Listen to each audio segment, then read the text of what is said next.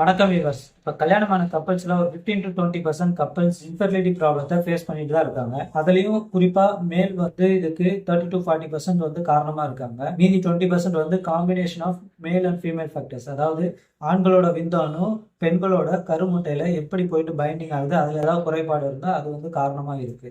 இப்போ இந்த வீடியோல மேல் இன்ஃபர்டிலிட்டிக்கு காரணம் என்ன, ஸ்பெர்ம்ல எப்படியெல்லாம் குறைபாடு வருது, ஸ்பெர்மை இன்க்ரீஸ் பண்ணக்கூடிய ஹோம் ரெமிடி என்ன, ஃபுட் என்ன அப்படிங்கிறத டீட்டெயிலாக இந்த வீடியோவில் பார்க்கலாம்.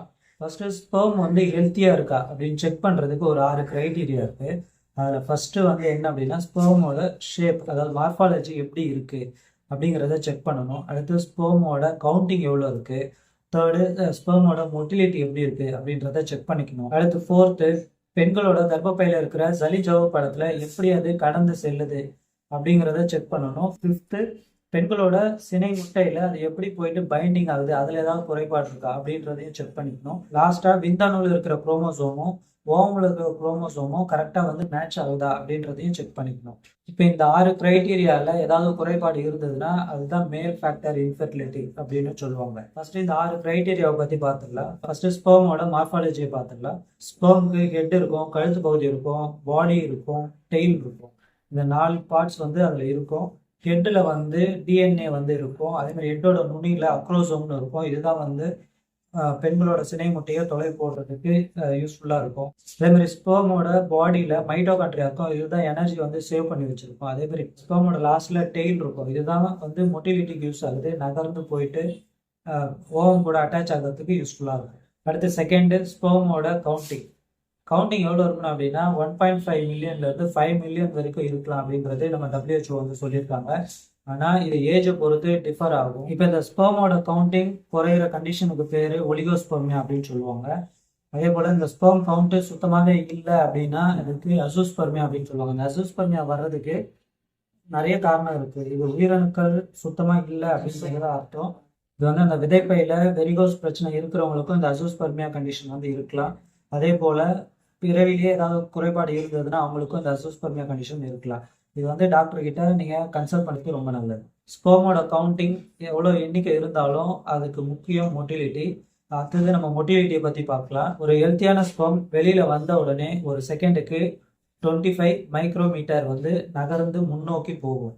இப்படி போனாதான் அது ஹெல்த்தியான ஸ்பெர்ம். இதில் ஏதாவது குறைபாடு இருந்தது அப்படின்னா அதை தான் அஸ்தனோஸ்பெர்மியா அப்படின்றது சொல்லுவாங்க.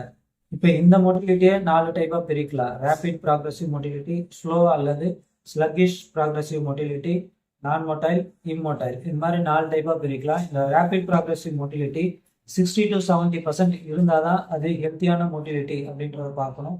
மற்ற எல்லாத்தையும் விட இந்த ரேபிட் ப்ராக்ரஸிவ் மொட்டிலிட்டி நமக்கு ரொம்ப முக்கியம். இதை தான் நம்ம வந்து கரெக்டாக இருக்கா அப்படின்றத செக் பண்ணிக்கணும். இது ஃபோர்த்து பெண்களோட கருப்பை வாயில் இருக்கிற மியூக்கஸ், அது சளி திரவம்னு சொல்லுவோம். இது வந்து கரெக்டாக இருந்தால் தான் ஸ்பெர்ம் வந்து உள்ள அனுமதிக்கும். ஏன்னா இப்போ பெண்கள் மென்ஸ்ட்ரல் முடிஞ்சதுலேருந்து ஓலேஷன் டைம் முடிகிற வரைக்கும் இந்த மியூக்கஸ் வந்து நல்லா இருக்கும். ஓலேஷன் டைம் முடிஞ்சதுக்கப்புறம் இந்த சளி படலம் கொஞ்சம் கொஞ்சமாக ஆசிட் தன்மை அதிகமாகி இந்த ஸ்பெர்ம் வந்து உள்ள அனுமதிக்காது. அதனால தான் பெண்கள் வந்து ஓலேஷன் டைம் வரைக்கும் கான்டாக்ட்ல இருந்தால் கன்சீவ் ஆகிறதுக்கு சான்சஸ் அதிகம். நிறைய டாக்டர் வந்து அட்வைஸ் பண்ணிட்டு இருக்காங்க. அடுத்து ஃபிஃப்த் வந்து சோனா பெல்லிசுடா பைண்டிங். சோனா பெல்லிசுடான்றது பெண்களோட சினை முட்டையை சுற்றி இருக்கிற ஒரு ஒளிப்படலம் அப்படின்றத சொல்லலாம்.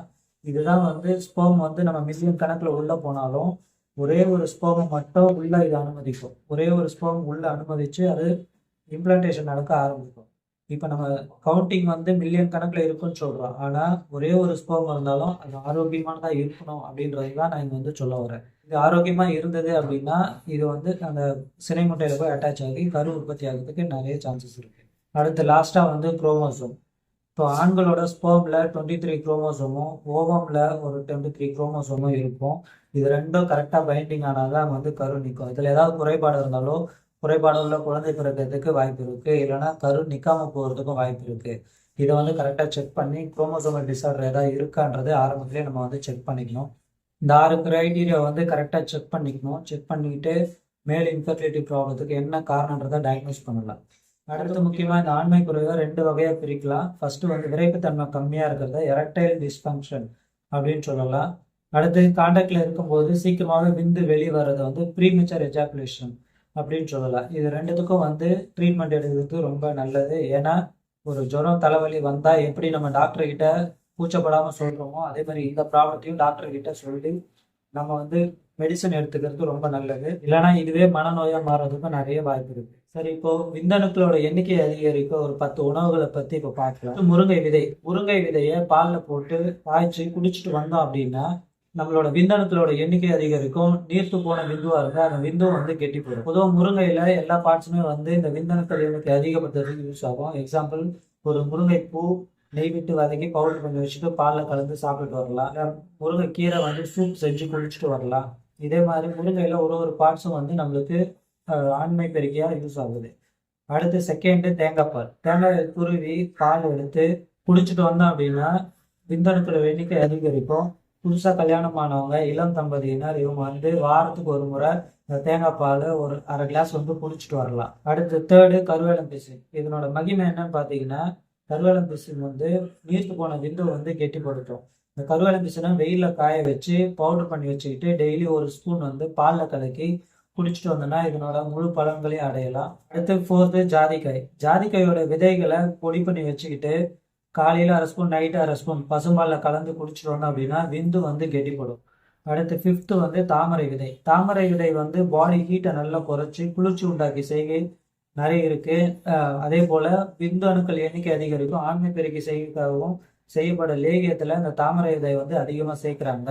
இது விந்துவோட வால்யூம் வந்து குறைஞ்சிருந்தது அப்படின்னா இது அதிகப்படுத்துறதுக்கு இந்த தாமரையோட விதை வந்து நல்லா யூஸ் ஆகுது. இந்த தாமரை விதையும் பொடி பண்ணி வச்சுக்கிட்டு பசும்பாலில் கலந்து குடிச்சிட்டு வரலாம். அடுத்து சிக்ஸ்த்து, துளசி விதையை நல்லா கலெக்ட் பண்ணி தூசு இல்லாம பார்த்து காய வச்சு ஸ்டோர் பண்ணி வச்சுக்கோங்க. இது ஒரு அரை டம்ளர் பசும்பாலில் ஒரு 3 விரல் அளவு எடுத்து போட்டு கொஞ்ச நேரம் ஊறினதுக்கு அப்புறம் அதை எடுத்து குடிச்சிட்டு வரலாம். இப்படி குடிச்சிட்டு வர்றதுனால விந்து வந்து கம்மியா வருது அப்படின்றவங்களுக்கு விந்து வந்து அதிகப்படுறதுக்கு வாய்ப்பு இருக்கு. அதே போல சிறுநீர் பாதை தொற்று, சிறுநீர் பாதையில எரிச்சல் இது மாதிரி இருந்தாலும் அதுவும் வந்து சரி பண்ணலாம். அடுத்து 7th வந்து துத்திப்பூ. பசும்பால்ல இந்த துத்திப்பூ போட்டு கொதிக்க வச்சு அதுக்கப்புறம் நல்லா குழைச்சி இதை வந்து குடிச்சிட்டு வந்தோம் அப்படின்னா உடம்பு வந்து குளிர்ச்சி அடையும், விந்து கெட்டி போடும். அதே போல உடம்புக்கு பலம் உண்டாகும், தாதுக்களும் பலப்படும். அடுத்து 8வது, பூனைக்காளி விதையில கருப்பு சிவப்பு 2 டைப்ஸ் இருக்கு. இதுல கருப்பு தான் வந்து இந்த ஆண்மை பெருக்கிக்காக அதிகமா வந்து பயன்படுத்துறோம். பெரும்பாலும் ஆண்மை பெருக்கிக்காக செய்யப்படக்கூடிய லேகியத்துல இந்த பூனைக்காளி இல்லாம இருக்கவே இருக்காது. அந்த அளவுக்கு இது வந்து நரம்புகளையும் பலப்படுத்துது, ஆண்மை பெருக்கியாகவும் செயல்படுது. கனவுல வந்து சிலருக்கு விந்து வந்து வெளியில போகிற மாதிரி இருக்கும், அதாவது தூக்கத்திலேயே விந்து வெளியில போற மாதிரி இருக்கும். அவங்கள வந்து இது எடுத்துக்கிறதுனால இந்த கனவுல விந்து போறது வந்து தடுக்கலாம். அடுத்து 9th வந்து பேரிச்சம்பழத்துல அதிக அளவு இரும்பு சத்து இருக்கு அப்படின்றது நம்ம எல்லாருக்குமே தெரியும். ஆனா பாதாம், பிஸ்தா, அக்ரூட் அதை கூட சேர்த்து நம்ம இதை வந்து எடுத்துக்கிட்டோம் அப்படின்னா இது வந்து ஆண்மை பெருக்கியாகவும் செயல்படும், விந்து உற்பத்தியையும் அதிகரிக்கும். அடுத்து லாஸ்ட் 10th வந்து கேரட் வந்து நீங்கள் பச்சையாகவும் சாப்பிட்லாம், இல்லை அல்வாவாக கிண்டி சாப்பிட்லாம், இல்லை சூப் செஞ்சும் சாப்பிட்லாம். இந்த மாதிரி ஏதாவது ஒரு வகையில் டெய்லி கேரட் எடுத்துகிட்டு வரீங்க அப்படின்னா இதில் கேரட்டில் கரோட்டின் சத்து அதிகமாக இருக்குது, அதனால் விந்துவோட உற்பத்தியும் அதிகரிக்கும்.